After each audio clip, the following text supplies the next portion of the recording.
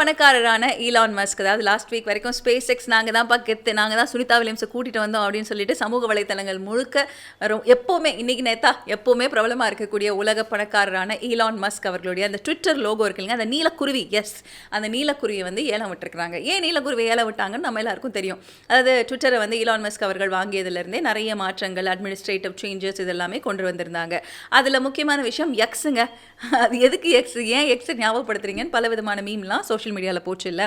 So அந்த எக்ஸ்ன்னு சொல்லிட்டு அந்த லோகோ சேஞ்ச் பண்ணதுலேருந்து சான் ஃப்ரான்சிஸ்கோவில் இருக்கக்கூடிய இவங்களுடைய தலைமையகம், அதாவது ஹெட் ஆஃபீஸில் என்ன பண்ணியிருக்கிறாங்கன்னா, அதுக்கு முன்னாடி இருந்த நீலக்குருவியோட ஒரு மிகப்பெரிய அது ஒரு வச்சுருப்பாங்களே பிரம்மாண்டம், ஆத்தாடி இதுதான் ட்விட்டர் ஆஃபீஸா அப்படின்னு சொல்கிற மாதிரி ஒரு பெரிய நீலக்குருவி ஒன்று வச்சுருப்பாங்கல்ல, அந்த நீலக்குருவியை ஏலம் விடலாம் அப்படின்னு முடிவு பண்ணியிருக்காங்க. இந்த லோகோ 254 கிலோகிராம் எடை கொண்டது. மேலும் 12 அடிக்கு 9 அடி, அதாவது 3.7 மீட்டருக்கு 2.7 மீட்டர் அளவு, இந்த அளவில் வந்து இருக்கக்கூடிய ஒன்றாக இருந்தது. இதில் முக்கியமான விஷயம் என்னென்னா, நம்ம எல்லாருக்கும் தெரியும், அதாவது ட்விட்டர் அந்த ப்ளூ டிக் வாங்கணும் அப்படின்னா நமக்கு வந்து ஒரு சந்தா கட்டணும் அப்படிங்கிற ஒரு விஷயத்தை எல்லாத்தையும் நிறைய சேஞ்சஸ் எல்லாம் அவர் கொண்டு வந்திருந்தார். அப்படிப்பட்டவர் என்ன சிந்திச்சிருக்காருன்னா, ஏன் நம்ம இந்த நீலக்குருவியும் ஏலம் விடக்கூடாது அப்படின்றத சிந்திச்சிருக்காரு.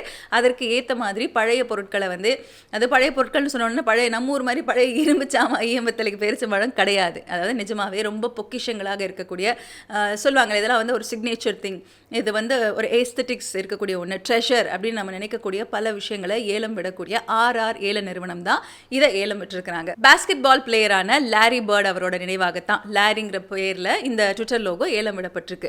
எவ்வளோக்கு ஏலம் போயிருக்கும்னு நினைக்கிறீங்க? $34,375, அதாவது நம்மளுடைய இந்திய மதிப்புப்படி ரூபாய் 30.10 லட்சம் ரூபாய், 30 லட்சம் ரூபாய்க்கு இந்த லோகோ ஏலம் போயிருக்கு.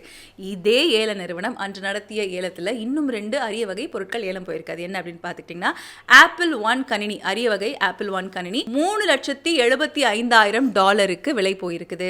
அது என்னென்ன கணக்கு போட்டு நம்ம எடிட்டர் காட்டுவார் பார்த்துக்கோங்க, ஏன்னா நம்ம கணக்கில் கொஞ்சம் வீக். ஓகேங்களா?